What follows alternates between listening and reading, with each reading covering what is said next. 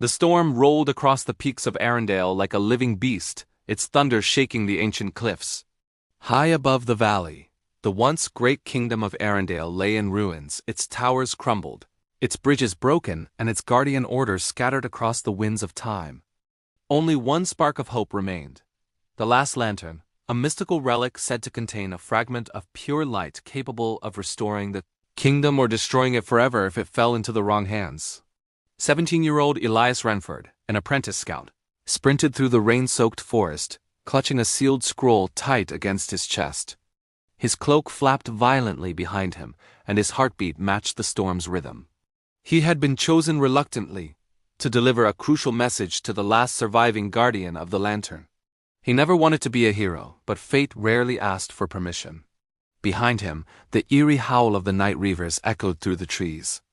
They were creatures of shadow, born from the darkness that had swallowed Arindale years ago. Their glowing eyes pierced the rain, hunting anything that carried even the faintest trace of light. Elias stumbled over a root but caught himself before falling. "Not now. Please, not now," he whispered. The scroll he carried held directions to the lantern's resting place information the reavers would tear the world apart to obtain.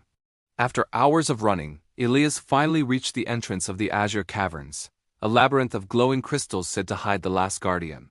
His legs trembled as he stepped inside. The moment he crossed the threshold, the storm's roar faded, replaced by a soft hum that vibrated through the walls. "Close the entrance," a voice commanded from the shadows. Elias froze. A tall figure emerged from behind a cluster of radiant blue crystals, an old woman, wearing a cloak stitched with symbols of the ancient order. Her silver hair flowed like threads of moonlight. "You must be the apprentice," she said, studying him. "I am Seraphine Vale, last guardian of the lantern." Elias bowed nervously and handed her the scroll. She read it quickly, then sighed. "So, the darkness has grown stronger than we feared." She placed a hand on his shoulder. "You have done well to get here alive, but your journey is not finished." Elias blinked. "What do you mean?"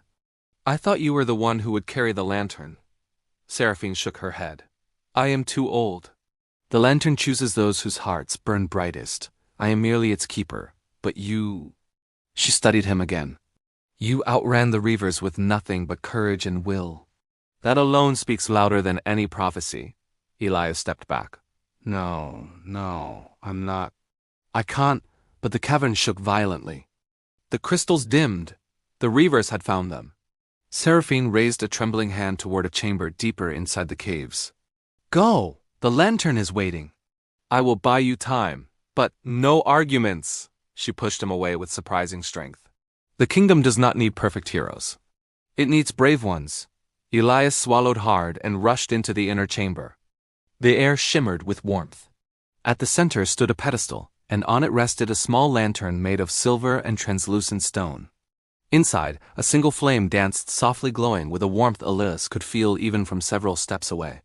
As he approached, the flame brightened, reacting to his presence. Just as he reached out, a violent crash echoed behind him. Seraphine's cry rang through the caverns. Elias hesitated. His hands trembled. He wanted to turn back, to help her, to run, to hide, but deep down he knew what she had told him was true. He touched the lantern. A surge of energy shot through him like a wave of sunlight. The flame expanded, wrapping him in a sphere of radiant warmth. Visions flashed before his eyes. Arindale in its prime.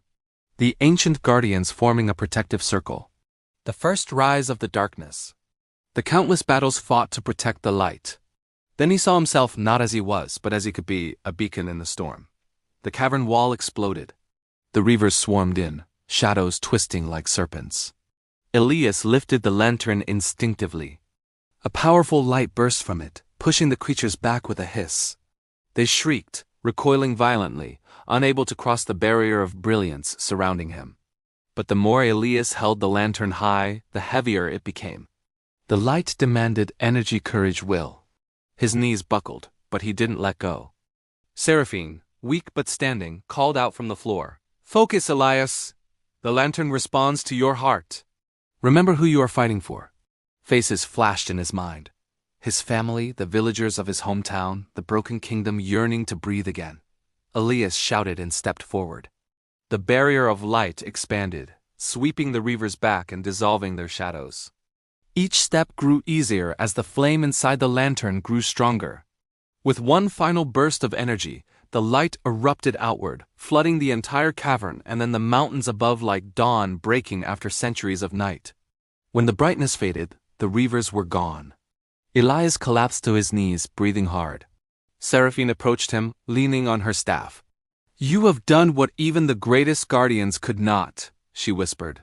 "Not because you were destined, but because you chose to stand when it mattered most." She helped him to his feet. Together, they walked out of the caverns. The storm had cleared.